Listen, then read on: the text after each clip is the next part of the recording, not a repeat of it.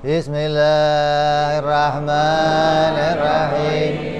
Nawaitu ta'alluma wa ta'lima wa tadhakkura wa tadhkira wa naf'a wal intifa'a wal ifadata wal istifadata wal hissa ala tamassuki fi kitabillahi wa sunnati rasulillah sallallahu alaihi wasallam wa du'a ilal huda wa dilalata alal khairi ibtigha'a mardatihi wa qurbihi wa thawabihi wa husnil khatimah ma'al lutfi wal afiyah wa salahil aqibah.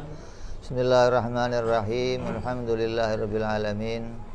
Wassalatu wassalamu ala asyrafil anbiya'i wal mursalin sayyidina wa habibina wa syafi'ina wa maulana Muhammadin sallallahu alaihi wa ala alihi wa sahbihi ajma'in, amma ba'du.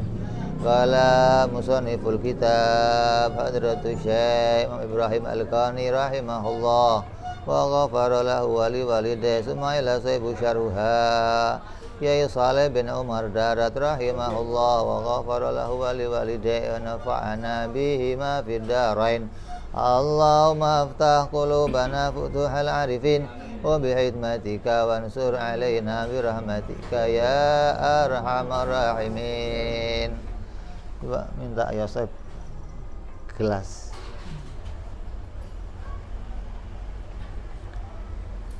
Kemarin kita sudah membuka kitab ini, diawali kitab ini oleh musannif dengan alhamdulillahi ala silatihi summa salamullahi ma'asolatihi ala nabi ja'a bi tauhidi wa qad khalad dinu ala tauhidi. Kemarin kita baru menjelaskan tentang puji, tentang alhamdulillah, pujian bagi Allah. Jadi kalau kita bilang yang sempurna adalah segala puji hanya untuk dan milik Allah. Jangan segala puji milik Allah atau segala puji untuk Allah. Tapi kalau mau dipakai segala puji, maka ada yang menjadi hak khusus bagi Allah dan ada yang menjadi miliknya Allah. Maka kita ucapkan segala puji hanya milik dan untuk Allah. Lalu perkataan musannif summa salamullahi ma'asolatihi, kemudian salawat dan salam tercurahkan untuk junjungan kita baginda Nabi Muhammad sallallahu alaihi wasallam. Salamullah, salamnya Allah itu maknanya pengagungan dan penghormatan Allah kepada Nabi Muhammad sallallahu alaihi wasallam.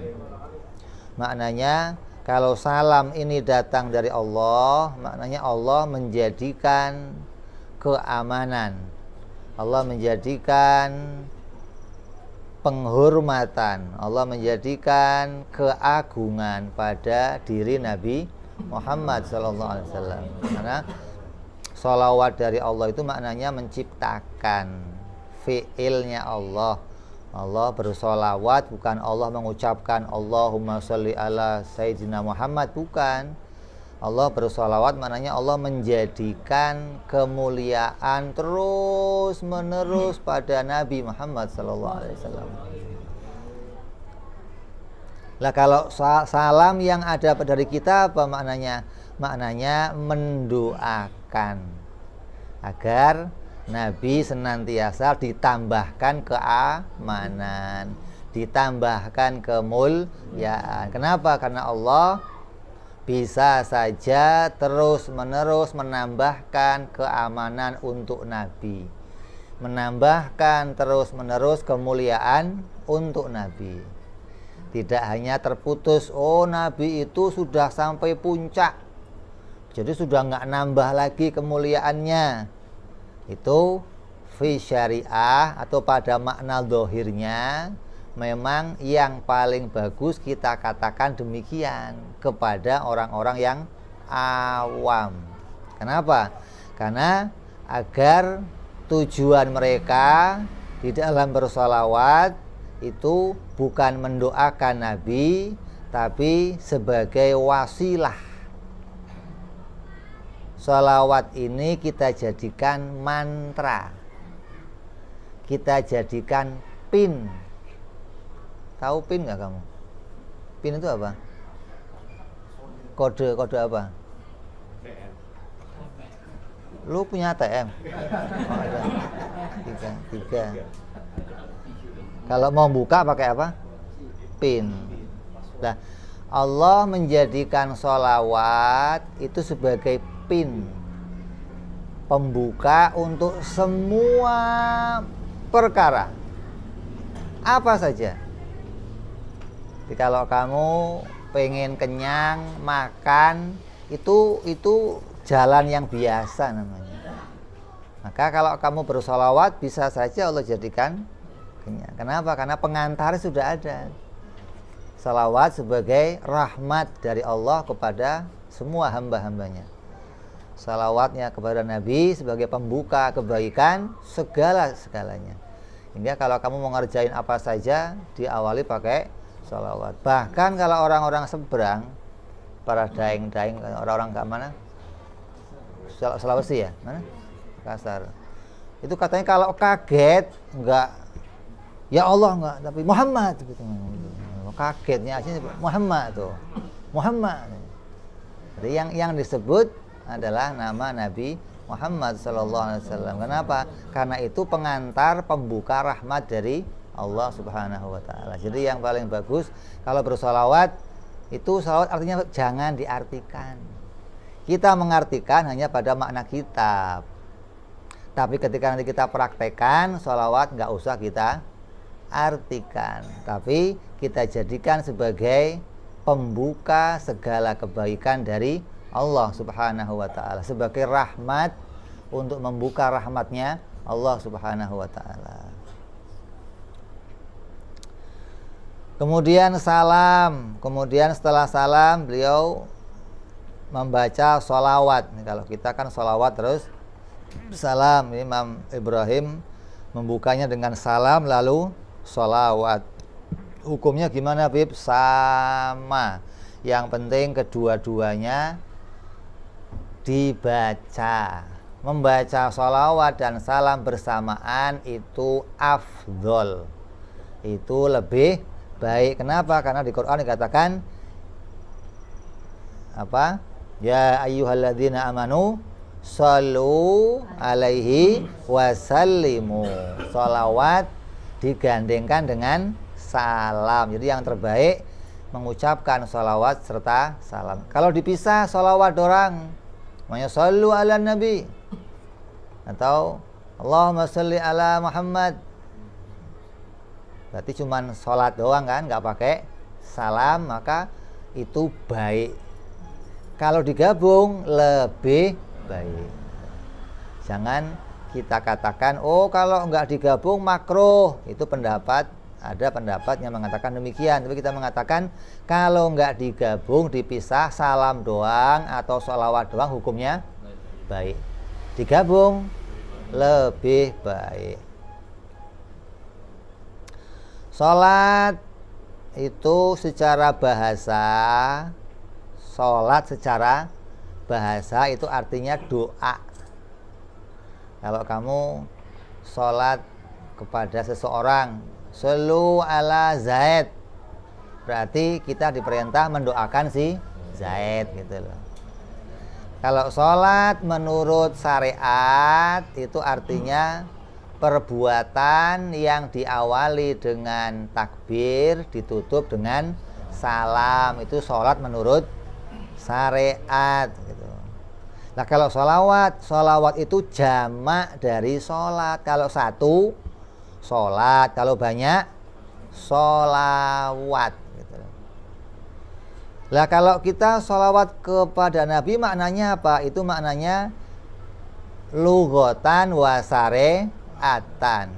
Apabila sholawat itu datang dari Allah, maka maknanya adalah rahmat yang Allah curahkan kepada Nabi disertai pengagungan Allah kepada Nabi Muhammad sallallahu alaihi wasallam. Disebut namanya apa? Rahmatan wa ta'ziman. Udah ditumpahi rahmat, diagungkan lagi, dimuliakan dengan apa? Dijadikan sebagai semulia-mulianya hamba Allah, semulia-mulianya para nabi, semulia-mulianya manusia, semulia-mulianya ahli ibadah. Itu Nabi kita Muhammad sallallahu alaihi wasallam. Ini apabila sholawatnya datang dari Allah. Jadi kalau Allah bersolawat, ayatnya kan innallaha wa malaikatahu yusholluna ala nabi. Tapi maknanya jangan digabung. Allah bersama malaikat bersolawat, jangan begitu maknanya. Nanti kayak kita jamaahan akhirnya kan repot, ada jamiahan Allah dan malaikat gitu. Nah, kumpulnya di mana? Jadi kalau ngomong Allah innallaha, sungguhnya Allah bersolawat kepada Nabi gitu, dan malaikat bersolawat kepada Nabi, karena makna solawatnya berbeda gitu loh. Kalau solawat dari Allah maknanya apa? Rahmat dan penghur. Kalau solawat dari malaikat maknanya istighfar atau ampunan. Kalau solawat dari kita maknanya mendoakan tambahnya kemuliaan bagi Nabi Muhammad sallallahu alaihi wasallam.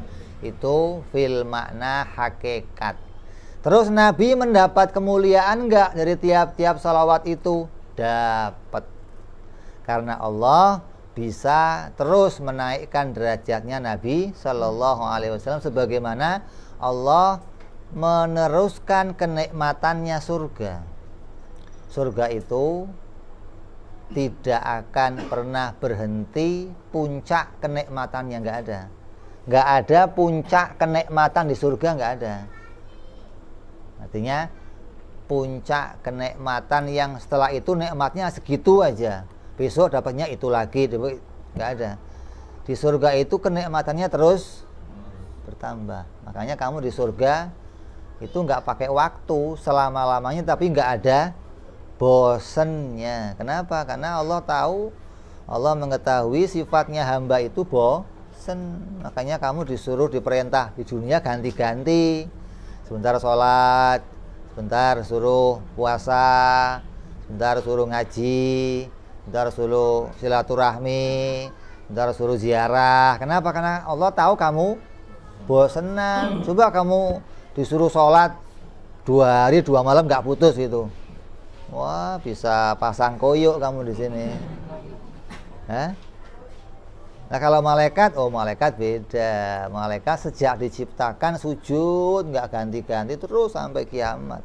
Karena malaikat nggak diberikan pilihan untuk aktivitas yang lain, tapi kita diberikan pilihan untuk aktivitas yang lain, maka kita diganti-ganti perintahnya oleh Allah. Maka ketika kita mengerjakan perintahnya Allah Subhanahu wa ta'ala dari bentuknya sholawat, maka Nabi Shallallahu alaihi wasallam itu mendapatkan tambahan kemuliaan, sebagaimana keadaannya kenikmatan yang ada di dalam surganya Allah Subhanahu wa ta'ala. Kalau hari ini kamu jam ini makan apel, apelnya habis, kamu makan lagi apel lagi, lebih enak. Kamu hari ini kumpul sama bini kamu enak, besok lebih enak. Jadi kamu nggak mau nambah lagi, enggak.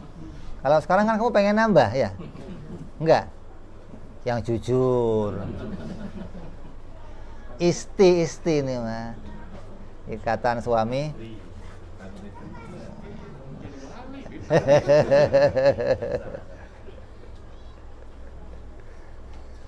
Maka Allah bisa menambahkan kemuliaan Nabi terus tanpa ada habisnya.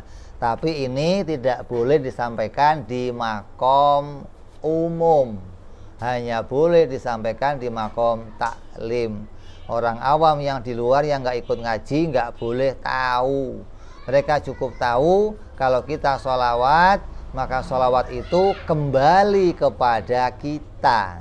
Artinya jadikan sholawat itu sebagai bentuk wasilah kita kepada Allah Subhanahu wa ta'ala, bahwa dengan sholawat ini akan turun rahmat dari Allah. Kamu makan, harapannya akan turun kenyang. Kamu minum obat, harapannya turun sembuh. Kamu ngaji, harapannya turun berilmu. Maka kita juga berharap sholawat bisa menurunkan rahmat sesuatu hajat-hajat kita kepada Allah Subhanahu wa ta'ala. Maka sholawat itu bentuknya jutaan sholawat yang macam-macam bentuknya. Sehingga kalau pun kamu mau bikin sholawat sendiri boleh. Boleh. Kamu ngarang sholawat, kamu karang sambil nanti isinya puji-pujian kepada Nabi Muhammad Sallallahu Alaihi Wasallam, boleh. Ini bentuk apa? Bentuk penampakan kecintaan kepada Nabi itu ditampakkan dalam bentuk macam-macam. Mengubah syair, ada yang bersolawat, ada yang dengan apa? Dengan menziarahi Nabi. Ini bentuk penampakan kecintaan pada Nabi Muhammad Sallallahu Alaihi Wasallam. Jadi kalau kita kembalikan, maka sholawat ini adalah kita jadikan sebagai apa? Pin, mantra atau kode pembuka apa saja kita mulai pakai sholawat, karena begitu banyak keistimewaannya sholawat yang Allah berikan kepada hamba-hambanya. Karena Nabi itu adalah Ainur Rahmah. Nabi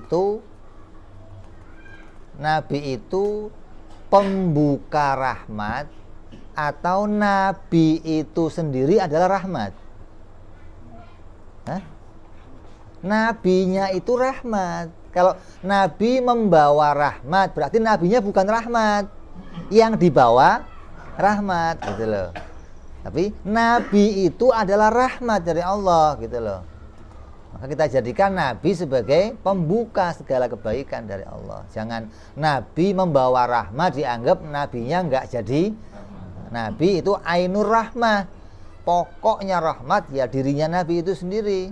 Karena tidak ada wasilah atau perantara terkabulnya hajat yang lebih cepat melebihi membaca sholawat kepada Nabi Muhammad Sallallahu Alaihi Wasallam, walaupun tanpa ijazah seorang guru. Karena sholawat nggak usah pakai guru. Kenapa? Karena ijazahnya langsung dari Allah. Apa perintahnya? Ya ayyuhalladzina amanu shollu, semuanya. Allah perintah ya ayyuhalladzina amanu shollu alaihi wasallimu taslima. Semuanya suruh sholawat, semuanya suruh mengucapkan salamnya. Perintah siapa? Allah. Hingga nggak usah pakai ijazah dari siapapun. Kamu mau baca sholawat ini sekian kali, fadhol, nggak usah ijazahnya, Bim, nggak usah, kecuali wirid-wirid yang lain. Bacaan zikir ini sekian, biar nggak mempan baca. Kamu pengen bacaan sekian biar bisa jalan di atas air. Kalau yang demikian perlu pakai ijazah. Karena kalau nggak pakai ijazah, bisa-bisa masuk grogol kamu. Lah yang rawan kalau kamu pelajari gila itu ilmu itu bukan ilmu tauhid. Ilmu tauhid nggak ada gilanya, nggak ada. Yang gila yang nggak ngaji gitu.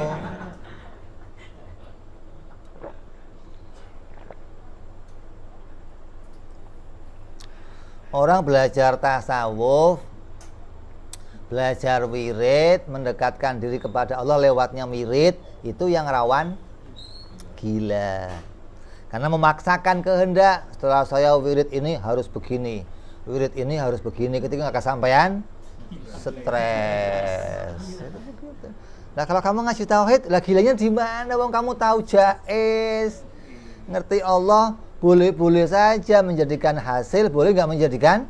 Nah di mana stresnya? Yang nggak ngerti jaiz itu yang stres. Makanya mau masuk tasawuf, mau masuk thariqah, nggak ngaji tauhid, itu thariqahnya organisasi gitu.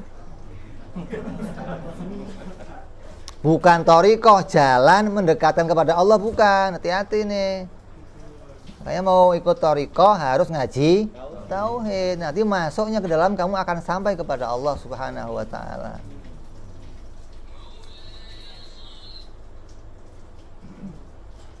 Bakir. Terus barang siapa ingin dosanya dilebur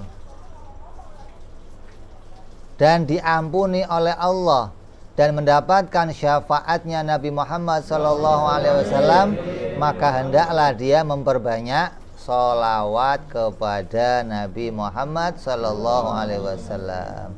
Begitu juga orang yang ingin hajatnya terpenuhi, baik untuk kepentingan dunia maupun untuk kepentingan akhirat, itu jalan yang paling cepat adalah sholawat kepada Nabi Muhammad SAW. Kenapa? Karena sholawat adalah kasyifin ni'mah, sebagai pembuka segala macam kenikmatan dari Allah Subhanahu wa taala. Disebut syafi'il ummah, pemberi syafaat kepada ummah. Nabi SAW adalah syakashifil ni'mah, syafi'il ummah, al-mahi dzunub, pelebur dosa-dosanya umat.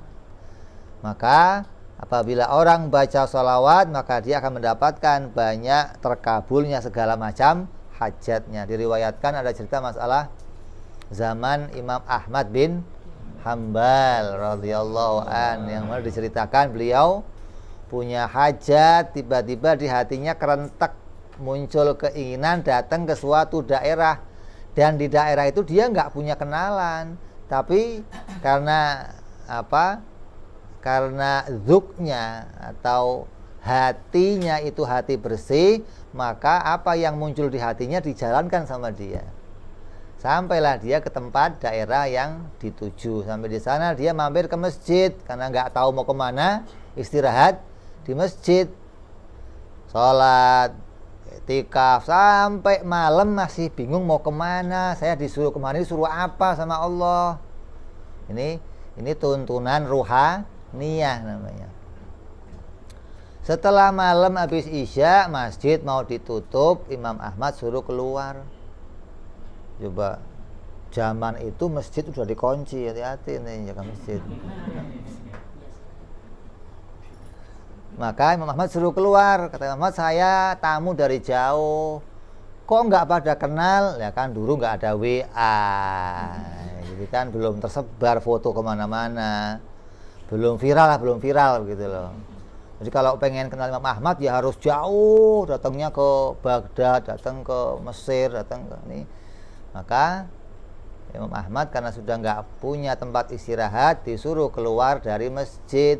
Di samping masjid ada orang jual roti. Kebetulan lihat Imam Ahmad diusir dari masjid, disuruh datang ke rumahnya. Ya Syekh, sini ke rumah saya mampir. Mampir dia ke rumahnya, suguhin minum, suguhin makan, sampai dia lihat si orang ini tiap waktu bikin roti, ngambil air, nyiapin adonan. Ini riwayat ini sebagian mengatakan yang dibaca orang itu istighfar, sebagian ngomong yang dibaca adalah sholawat kepada Nabi. Maka sampai larut malam Ahmad masih merhatiin aja, nggak pernah lepas dari sholawat kepada Nabi.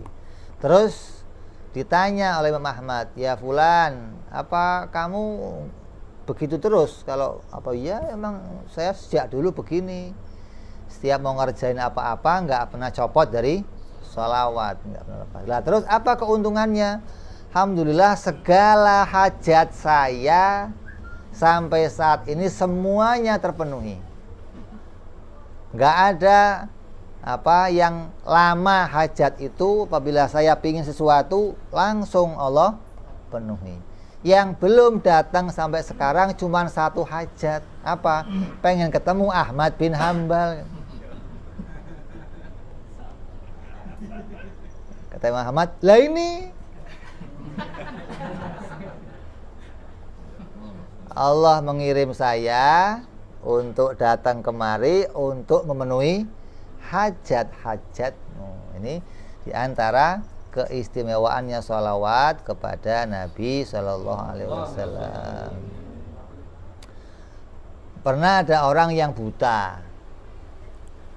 Ada orang datang ke Nabi, matanya diusap sama Nabi, sakit bisa sembuh. Ada orang yang buta datang ke Nabi, ya Rasulullah, mbok ya diusap mata saya biar cepat sembuh. Kata Nabi, jangan begitu. Kamu pulang, kamu doa kepada Allah, bawa nama saya. Nggak usah kesini, nggak usah, sama aja, gitu. Maka dia pulang, di rumah munajat kepada Allah dengan sholawat kepada Nabi. Ketika jumpa Nabi, ya Rasulullah, saya sudah bisa melihat. Dengan sholawat kepada Rasulullah Sallallahu Alaihi Wasallam. Namanya itu pintu apa? Rahmat dari Allah Subhanahu Wa Taala. Maka di zaman yang sudah sangat sulit sekarang ini untuk menemukan guru mursyid. Kalau yang ditulisan mah banyak, mursyid tulisannya. Ini zamannya yang ngomong ini Mbah Soleh. Mbah Soleh ngomong ini Kiai Soleh ini apa? Di antara guru-gurunya Ibu Kartini. Jadi kapan hidupnya itu? Zaman itu sudah sulit cari guru mursyid. Lah sekarang lah tambah sulit lagi. Kenapa kita baca sarahnya Kiai Soleh? Kita udah jelasin, kita mau menampakkan bahwa kiai-kiai Indonesia semuanya berakidah Ahlus Sunnah wal Jamaah.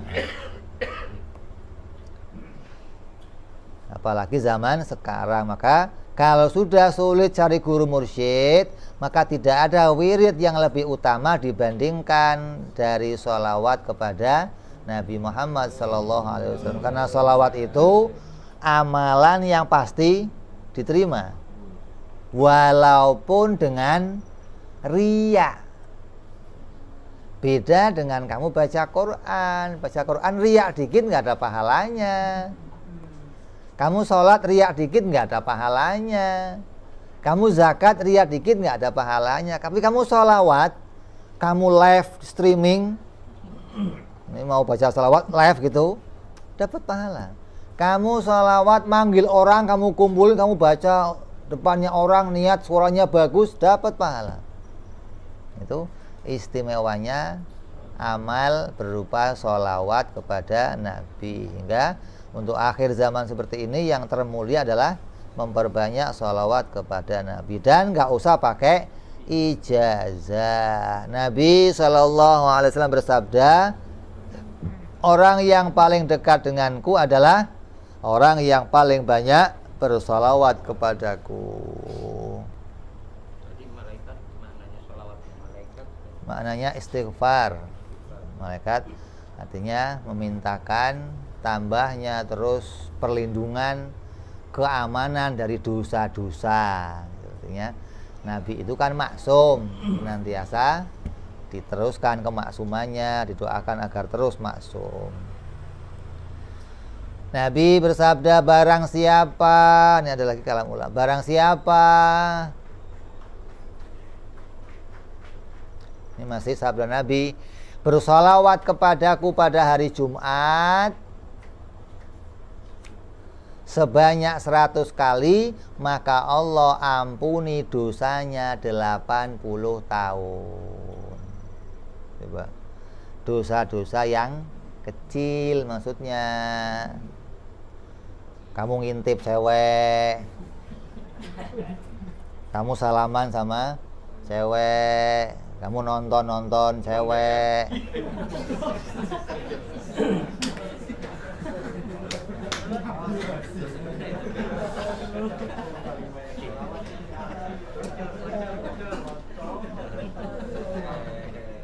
Lah kalau berzina gimana?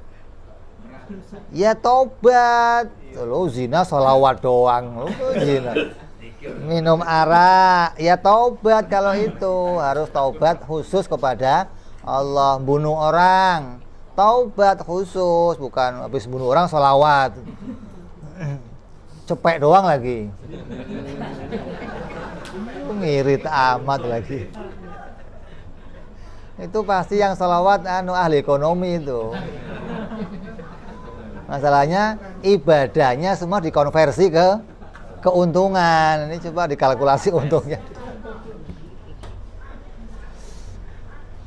Hadis Rasulullah, barang siapa membaca sholawat kepadaku sebanyak 1 kali, maka Allah bersolawat kepadanya 10 kali. Artinya sholawat Allah adalah rahmat. Barang siapa membaca sholawat kepadaku 10 kali, maka Allah memberikan rahmat 100 kali. Barang siapa bersolawat 100 kali, maka Allah memberikan rahmat 1000 kali. Barang siapa bersolawat 1000 kali, maka Allah mengharamkan jasadnya masuk neraka. Saat dia naza sakaratul maut, hatinya akan tetap mampu mengucapkan la ilaha illallah. Hatinya akan tetap mampu, tetap itu sudah ada, berarti belum nggak ada apa-apanya, sholawat doang pengen.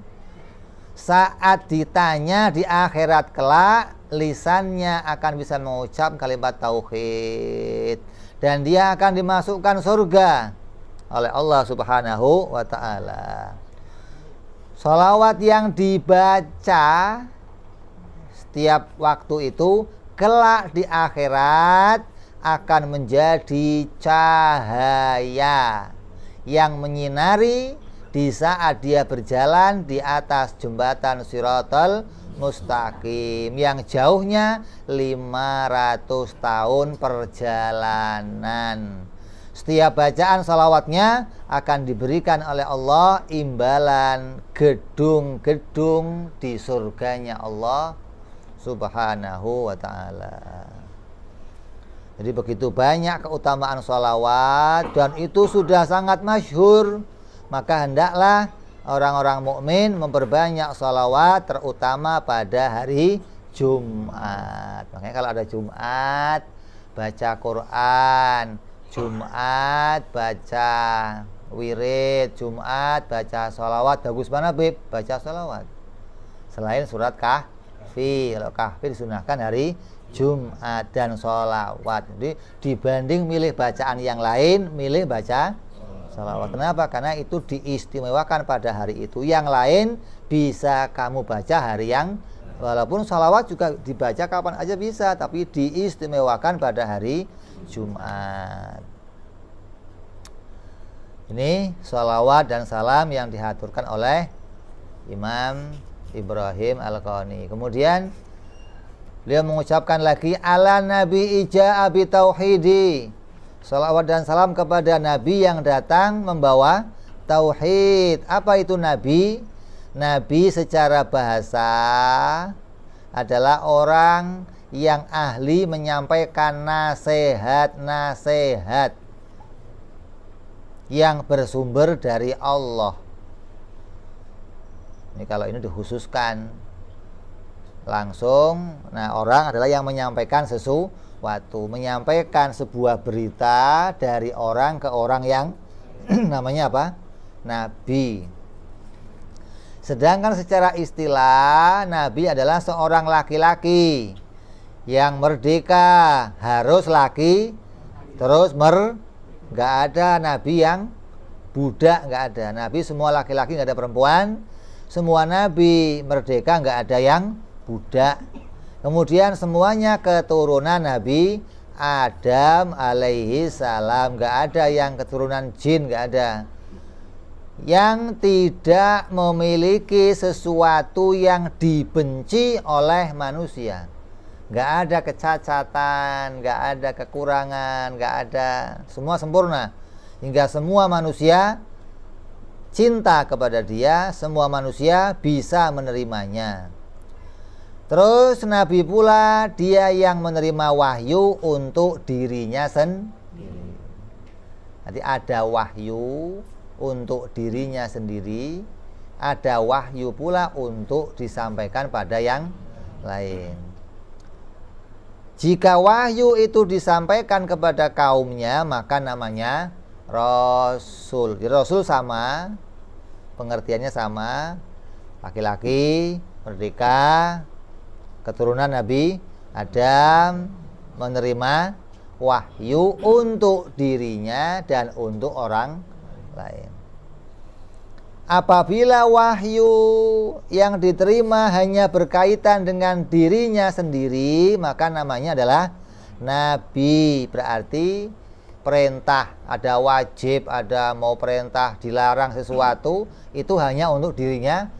Kayak Nabiullah Khidir alaihissalam, diperintah bunuh, ada kapal dihancurkan, dirusak, ada bangunan miring dilempengin, maka itu perintah khusus dari Allah, itu nabi yang tidak disampaikan kepada yang lain.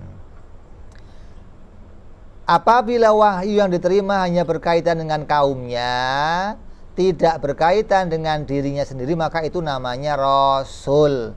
Ini Mbah Soleh misain kelompoknya jadi 3. Ada nabi sendiri, ada Rasul sendiri, ada nabi dan Rasul. Kalau kita biasanya memahami bahwa ada 2 kelompok. Kenapa? Karena tiap-tiap Rasul pasti nabi, dan tiap nabi Rasul. Jadinya ada wahyu yang turun untuk dirinya sendiri, ada wahyu yang turun untuk dirinya dan untuk orang lain.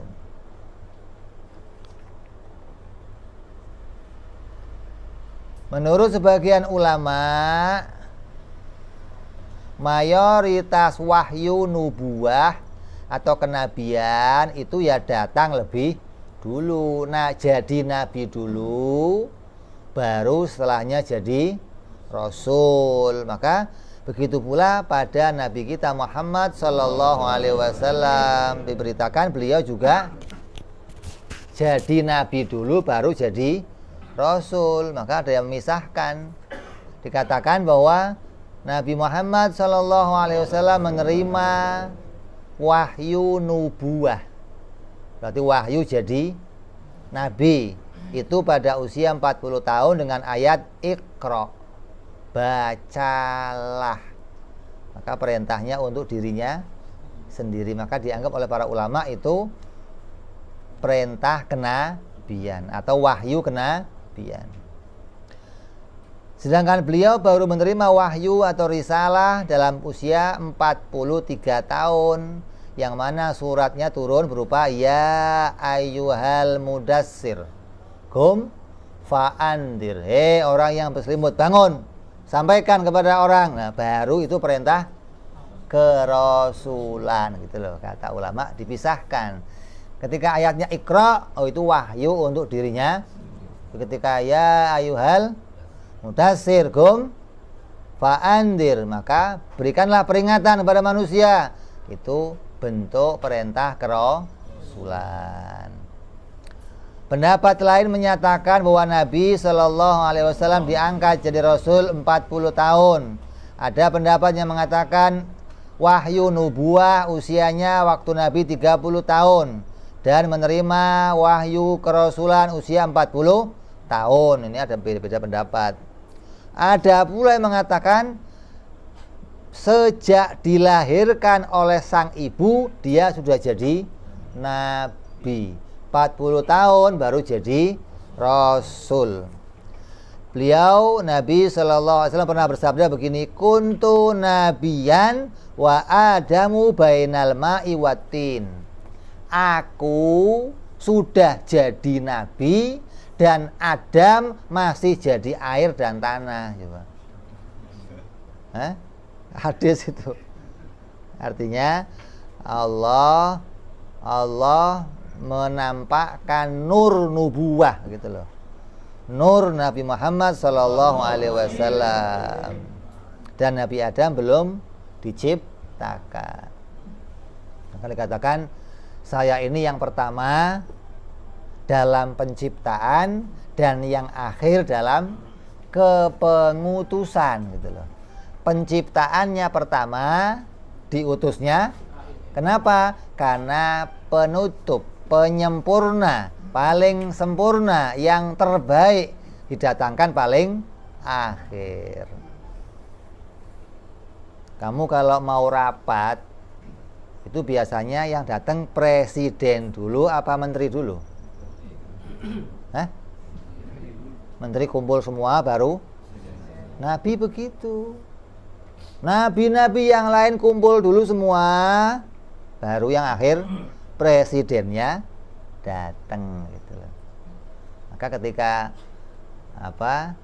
di Baitul Maqdis, di Masjidil Aqsa, Nabi disuruh jadi imam dan di belakangnya semua nabi-nabi dikumpulkan oleh Allah untuk berjamaah menjadi makmumnya Nabi Muhammad sallallahu alaihi wasallam.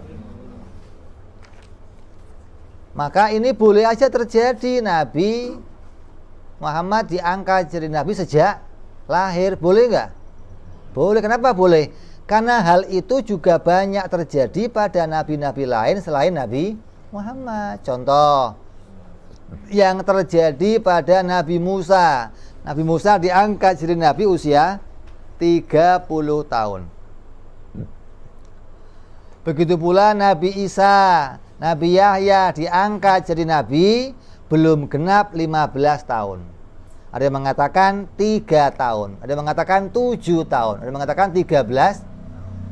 Kalau mereka nabi-nabi yang lain saja boleh jadi nabi di bawah umur itu, kenapa nabi kita nggak boleh? Gitu. Kenapa? Justru nabi kita nabi yang paling mulia, maka lebih boleh untuk ditetapkan mendapat wahyu nubuwah sebelum usia-usia tersebut gitu loh. Bahkan gelar yang disandang Nabi kita Muhammad sallallahu alaihi wasallam itu adalah semua gelar yang disandang semua rasul yang lain.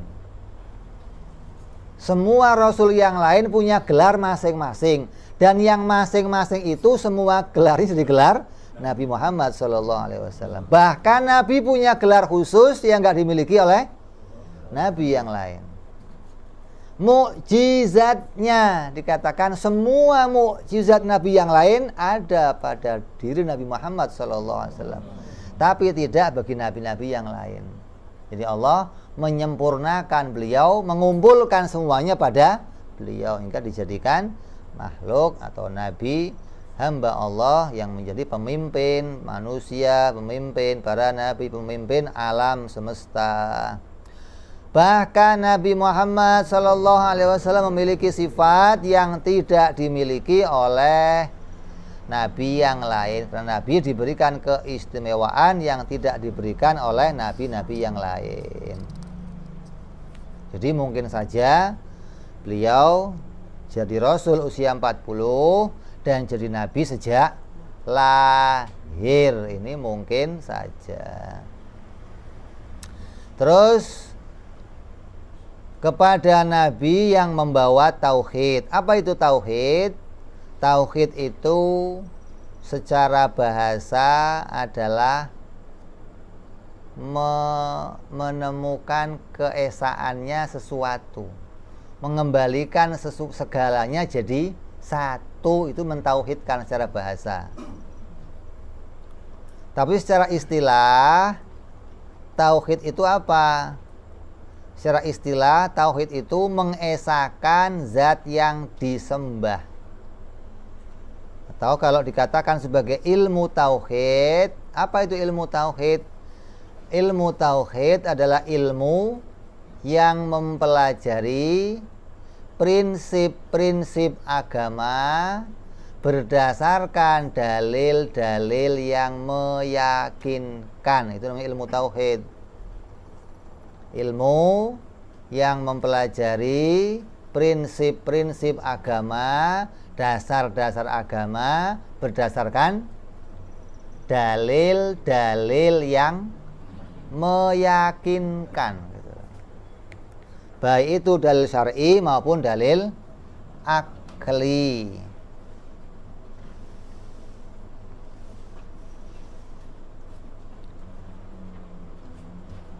Atau secara bahasa diartikan mengesahkan zat yang disembah.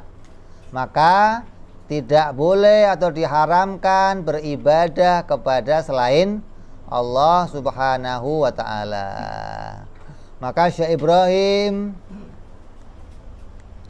Al-Qani menjelaskan bahwa Nabi ja'a bitauhid. Nabi datang membawa tauhid sebagai peringatan bahwa kitab, sebagai pengingat kita bahwa kitab yang kita baca dari beliau ini akan menjelaskan ilmu tauhid. Nah, ilmu tauhid kan yang ngajarin banyak. Majelis taklim ada majelis tauhid. Nah, terus yang mau kita ikuti tauhid yang mana?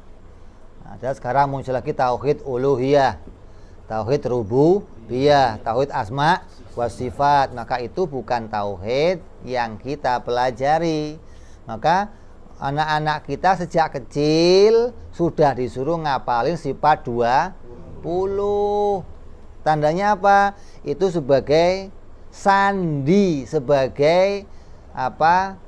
Tanda yang identik bahwa setiap yang berkeyakinan sifat Allah itu 20, maka itu akidahnya sama dengan akidah kita, begitu. Makanya di mana-mana kamu mau di Afrika, mau di Arab, mau di Malaysia, mau di Brunei, mau di Filipina, anak-anak kecil mereka diperintahkan untuk membaca akidah 20. Kenapa? Itu jadi cirinya akidah Ahlus Sunnah wal Jamaah atau akidah tauhid Ahlus Sunnah wal Jamaah. Siapa madhab yang kita ikuti dalam tauhid itu? Yang pertama namanya Imam Abu Hasan Al-Asy'ari radhiyallahu anhu. Beliau adalah keturunan dari sahabat Nabi Abu Musa Al-Asy'ari. Yang Nabi pernah bersabda, dengan menuju Abu Musa, nanti dari keturunannya akan muncul seseorang yang menguatkan agama. Ditunjuk Abu Musanya. Maka beliau salah satu madhab atau imam di dalam akidah. Yang kedua namanya Imam Abu Mansur Al-Maturidi. Dua orang ini satunya di Afrika, satunya di Arab. Gak pernah ketemu, tapi akidahnya sama. Tandanya apa? Akidah mereka berdua berasal dari bapak-bapaknya, dari guru-gurunya sampai kepada Nabi Muhammad Sallallahu Alaihi Wasallam. Makanya kalau ngomong, oh, Imam Asy'ari mah dulunya Mu'tazilah, maka kita kuatkan dengan dua akidah, Imam Asy'ari dan Imam Maturidi. Ada yang ngomong, Imam Asy'ari tadinya Mu'tazilah, terus ganti jadi Ahlu Sunnah gitu loh. Pada akhir hayatnya kembali lagi ke akidahnya yang dulu. Ini kita nggak terima. Kenapa? Karena ini dijadikan pedoman oleh a'immah kita, orang-orang yang bersepakat pada masa itu, pada masa madhab, pada masa salaf. Kapan salaf? Tahun 300 Hijriah. Ada yang mengatakan, yang pernah chatting WA di chatting di YouTube, Habib, Imam Asy'ari itu bukan salaf. Kenapa? Karena salaf terakhir Imam Ahmad bin Hambal yang lahir tahun 260 sekian. Dan setelah itu bukan salaf. Ulama membuat kesimpulan salaf itu yang hidup sampai tahun 300 Hijriyah. Setelah itu baru namanya apa? Khalaf. Salaf itu artinya pendahulu, khalaf belakangan gitu loh. Orang yang duluan yaitu 300 ke atas, belakangan 300 sampai kepada kita sekarang ini. Jadi siapa yang akidahnya, prinsip agamanya mengikuti Imam Abu Hasan Al-Asy'ari dan Imam Abu Mansur Al-Maturidi, maka dia disebut ahlu sunnah wal jamaah yang tauhidnya disepakati ulama sampai kepada Nabi Muhammad SAW. Dalam madhab fikihnya mengikuti salah satu dari 4 imam, yaitu Imam Hanafi, Imam Malik, Imam Muhammad bin Idris Asy-Syafi'i, Imam Ahmad bin Hambal. Dan gak boleh ngambil 2, harus ngambil 1 kurang, Bib. Ya gak boleh, harus 1. Lu maruk amat madhab aja minta 2. Vaksin 2 kali, madhab sekali aja. Lah kalau saya pindah boleh nggak, Bib? Boleh. Yang penting pindah seluruhnya. Oh, kamu mau pindah ke tempat negeri lain, di sana madhabnya lain, ya sudah kamu ikut madhab itu seluruhnya kamu ikuti, nggak ada masalah, boleh. Karena semuanya disepakati benarnya oleh para ulama. Jadi yang tauhidnya, akidahnya ikut 2 imam tadi, fikihnya ikut salah satu dari 4 imam, tasawufnya mengikuti 2 imam, yaitu salah satu Imam Junaid Al-Baghdadi atau Imam Al-Ghazali radhiyallahu an, maka itu disebut namanya tauhid ahlus sunnah wal jamaah.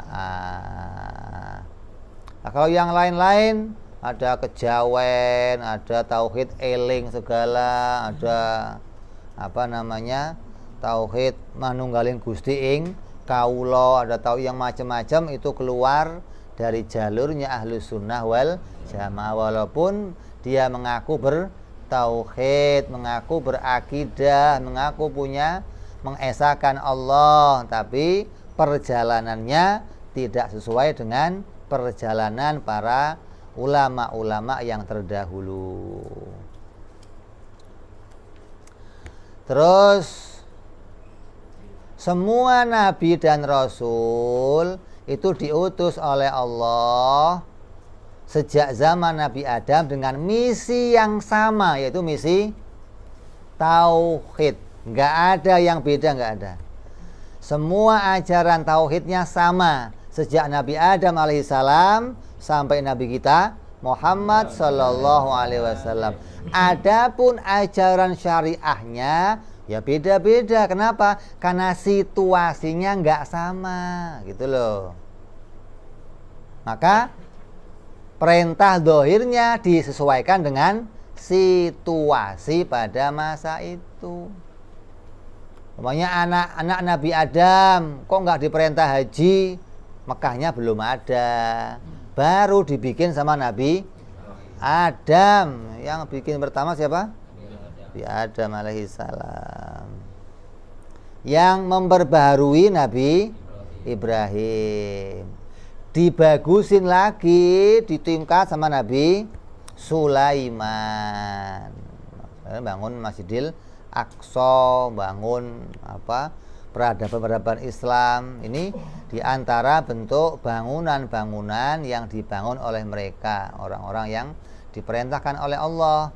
Tapi akidah tauhid itu dibawa oleh Nabi Adam dan semua nabi-nabi yang lain. Maka ajaran mereka adalah ajaran yang sama, namanya agama Islam. Gak ada agama yang lain, gak ada. Inna dina indallahil Islam. Sungguhnya agama yang diridhoi oleh Allah hanyalah agama Islam. Kenapa? Karena begini, yang ngutus satu, Allah mengutus nabi yang banyak. Ya. Pokoknya nabi diutus, kamu saya utus ke Afrika, kamu ke Eropa, kamu ke Asia, kamu ke Arab, kamu ke... Tapi ajarannya beda-beda mamanya. Kamu beda ya, kamu beda, kamu beda, kamu beda. Udah jalan semua, udah dapat orang semua, mati semuanya. Allah ngomong, yang saya terima cuman yang Islam. Ya kan kurang ajar namanya. Hah? Lah apa gunanya diutus dengan ajaran yang beda? Beda, nggak mungkin begitu loh. Kalau Allah ngomong yang aku terima Islam, berarti semuanya Islam, gitu loh. Nah itu. Kalau yang mengatakan semua agama itu benar, mestinya menurut pemeluknya masing-masing, bukan menurut Tuhan, bukan menurut Allah. Hah? Lah kalau menurut Allah, inna dina, mungkin ayat itu di Qur'annya dia nggak ada, hilang ayatnya satu, keselip maksudnya. Jadi tidak ada agama atau ajaran yang lain yang diberitakan kepada para nabi kecuali ajaran tauhid, yaitu agamanya agama Islam. Jadi bukan hanya Nabi Muhammad SAW saja yang menyampaikan ajaran tauhid, hanya saja Nabi didatangkan oleh Allah di kala dunia kosong dari tauhid. Nggak ada orang yang bertauhid, sepi. Sampai diceritakan oleh sahabat Nabi namanya siapa? Salman Al-Farisi. Beliau di antara orang-orang yang punya ilmu takwil mimpi, tahu firasat, ilmu firasat. Kalau lihat orang, tahu ini orang mau mati, ini orang mau, ilmu firasat namanya. Lah dia setiap berguru, kalau gurunya sakit, dia tahu ini sakit yang mau mati atau sakit yang nggak mau tahu. Ketika gurunya sakit yang mau mati, dia ngomong, ya guru, ini saya kalau kamu mati, saya mau gurunya kemana lagi? Oh, kamu datang ke negeri anu. Di sana ada orang namanya ini, kamu berguru sama dia. Pindah lagi, begitu gurunya mati. Mati lagi gurunya sana, nanya lagi dia, pindah kemana guru? Sana lagi. Sampai yang akhir dia katakan, sekarang sudah nggak ada lagi yang saya tahu siapa yang bertauhid di dunia ini. Kalau kamu mau menunggu, ada nabi yang akhir yang akan turun di tempat yang banyak kurmanya. Di mana banyak kurmanya? Alamatnya cuma tempat yang banyak kurmanya. Kan repot ini. Kan Arab gede, kurma tempat yang banyak. Maka sampailah siapa? Beliau ke negeri Madinah dan menjadi budak di sana. Jadi sebelum Nabi datang ke Madinah, Salman ini sudah jadi budak di kota Madinah, menunggu Nabi datang.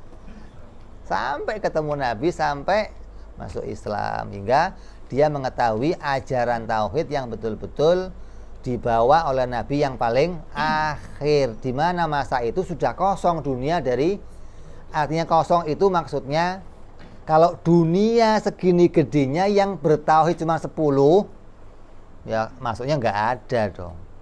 Hah? Hitungannya artinya sudah sangat sepinya gitu loh, sudah sangat sedikitnya. Maka Nabi datang menyampaikan tauhid, mengembalikan ajaran Nabi Allah Ibrahim alaihissalam dan nabi-nabi sebelumnya. Makanya ketika nyampein ke orang Arab, Nabi enggak bawa saya orang baru, tapi ini saya menyampaikan ajaran Nabi Allah Ibrahim alaihissalam. Dan mereka sangat tahu kalau mereka itu keturunan Ibrahim. Mereka tahu Rabbul Ka'bah, mereka tahu Nabi Ismail. Maka Nabi mengingatkan mereka kepada tauhid sebagaimana di Yasin. Dalam surat Yasin dikatakan, datang kepada kaum yang telah lupa dengan ajaran bapaknya. Bukan terus mereka dapat ajaran baru, bukan. Sebelumnya bapak-bapak mereka telah datang membawa ajaran tauhid. Ilmu tauhid itu dinamakan juga dengan ilmu kalam. Macam-macam namanya. Ada sampai dikatakan 8 nama. Ada ilmu kalam, ilmu tauhid, ilmu hak, ada ilmu bayan, ada penamaan-penamaan yang disampaikan oleh para ulama yang menunjukkan betapa keistimewaannya ilmu tauhid dibandingkan ilmu-ilmu yang lainnya. Ilmu yang lain itu abdun lahu. Ilmu yang lain itu ngeladenin ilmu tauhid. Gini, kamu baca kitab tafsir, belajar ilmu, tujuannya buat apa? Mentauhidkan Allah. Kamu belajar ilmu nahwu buat apa? Baca kitab bib. Lah kalau sudah baca kitab buat apa tujuannya? Mentauhidkan Allah. Mau ngapain lagi, Mang? Kamu belajar ilmu fikih, tujuannya apa? Mentauhidkan Allah. Kamu belajar semua ilmu itu mau ngeladenin orang mentauhidkan Allah. Maka ini ilmu yang disebut sebagai pokoknya atau batangnya. Ilmu yang lain adalah cabang-cabang yang muncul dari batang ini. Begitu loh. Maka kamu diminta untuk punya batang ini, baru nanti muncul ajaran yang lain, ilmu yang lain, itu pengembangan namanya. Jalan yang kamu tempuh untuk mentauhidkan Allah Subhanahu wa ta'ala. Disebut pula ilmu tauhid, kenapa? Karena pembahasannya mengkhususkan sifat wahdaniyah. Disebut pula ilmu kalam, kenapa? Karena pembahasannya panjang tentang masalah kalam. Sifat kalam itu sifat yang paling panjang pembahasannya dalam ilmu tauhid. Kenapa? Karena banyak bersinggungan dengan pendapat-pendapat ulama yang lain. Ada Mu'tazilah punya pendapat, ada Mujassimah punya pendapat, ada Khusyawiyah punya pendapat tentang bagaimana kalamnya Allah. Hingga Wahabi punya pendapat bahwa Allah kalau ngomong pakai suara. Kalau nggak bersuara, gimana ngomongnya? Allah suaranya lagi cempreng, batuk. Kan repot. Tenggorokannya lagi panas dalam. Apa dalilnya kalau Allah ngomong pakai suara? Itu di Quran. Api berbicara kepada Nabi Musa yang menyampaikan wahyu dari Allah. Berarti Allah yang ngomong. Lah omongannya di mana? Di mana? Di api. Berarti omongan siapa? Api. Kalau omongannya di meja, omongan siapa? Lah kalau omongannya di kambing, ya omongan kambing. Sudah omongannya di api, kok omongan Allah? Allah yang menjadikan omongan itu. Begitu loh. Sebagaimana Al-Quran, Allah menjadikan kalam di lauh Taurat, boleh saja. Allah menjadikan kalam di api, suaranya api, boleh saja. Bukan itu suaranya Allah, bukan. Allah menjadikan kalam, menjadikan informasi berupa suara. Kayak gini, kamu kalau naik motor, berhenti di rel kereta, ada suaranya enggak? Hah? Jaga jarak. Suara itu perintah. Ketika rel nutup, ada suara perintah. Awas, jangan terobos. Jaga jarak. Suara siapa? Polisi. Ada polisinya? Nah, suara siapa itu? Suara speaker. Yang bikin, lah begitu mestinya. Lah boleh saja polisi bikin di mana. Kamu kalau pakai Google, suaranya enggak itu?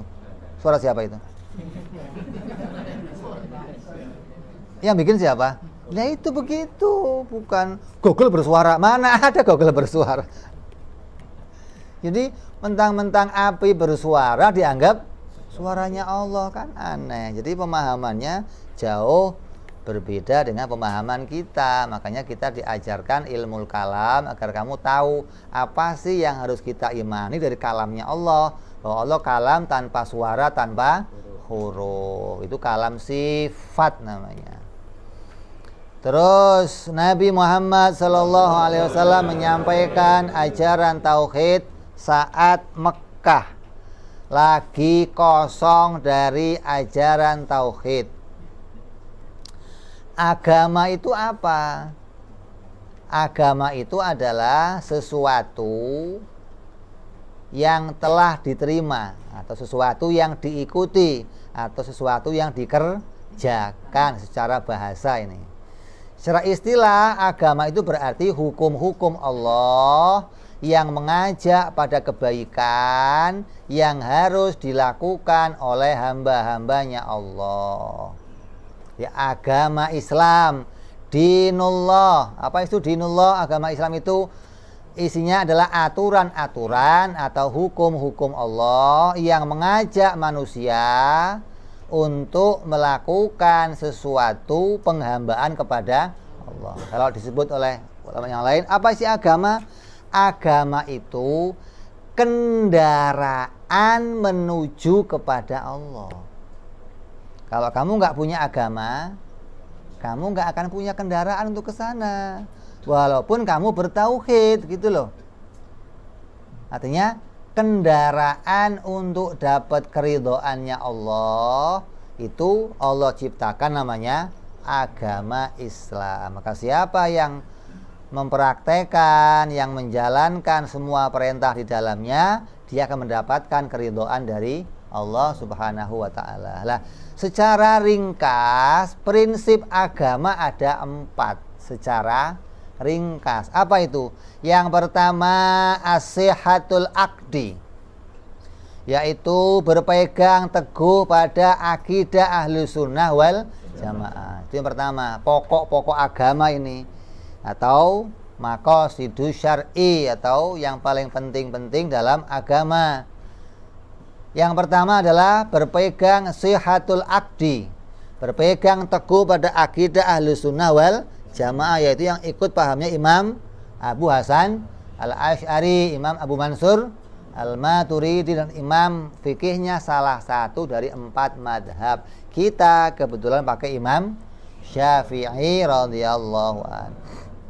Yang kedua, sidqul qasdi, yaitu melakukan ibadah dengan niat yang ikhlas karena Allah. Dan ini nggak akan bisa kamu gapai kecuali kamu ngaji tauhid, kecuali akidah kamu benar, kamu nggak akan bisa. Terus yang ketiga, wafaul ahdi, menunaikan janji, artinya melakukan semua yang diwajibkan, yang diperintahkan oleh Allah Subhanahu wa ta'ala. Yang keempat, tarkul muharramat, meninggalkan semua yang diharamkan oleh Allah Subhanahu wa ta'ala. Maka ini pokok-pokok dalam agama. Akidah, mengerjakan perintah, meninggalkan larangan, dan ikhlas di dalam melakukan perintah-perintah Allah. Maknanya apa? Ini yang disusun tadi, kalau mau kita rincikan, itu namanya iman, Islam, ihsan. Apa imannya? Akidah yang benar. Islamnya apa? Mengerjakan perintah, meninggalkan larangan. Ihsannya apa? Ikhlas hanya karena Allah Subhanahu wa ta'ala. Itu namanya rukun agama.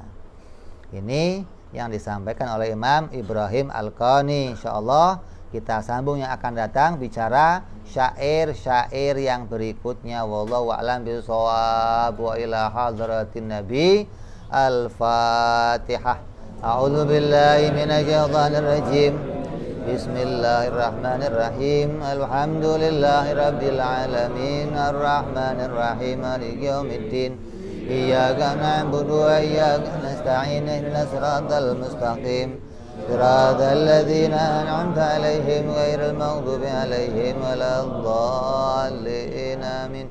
Ya Rabbana tarabna bi anana qatarabna وأننا أسرفنا على لظى أشرافنا فاتوب علينا توبة تغسل كل حوبة واستر لنا عوراتي وآمن رواتي واغفر لوالدينا ربي ومولودينا والآل والإخوان وسائر الهلان وكل ذي محبة أو جيرة أو صحبة والمسلمين أجمع آمين ربي اسمع فضلا وجودا منا لا باكتساب منا بالمصطفى رسولي نرضى بكل سولي صلى ربي عليه أنت الحبي وآله وصحبه عداد طعز صحبي والحمد للإله في البدء والتناهي سبحان ربك رب العزة عما يصفون سلام على المرسلين والحمد لله رب العالمين. Assalamualaikum warahmatullahi wabarakatuh.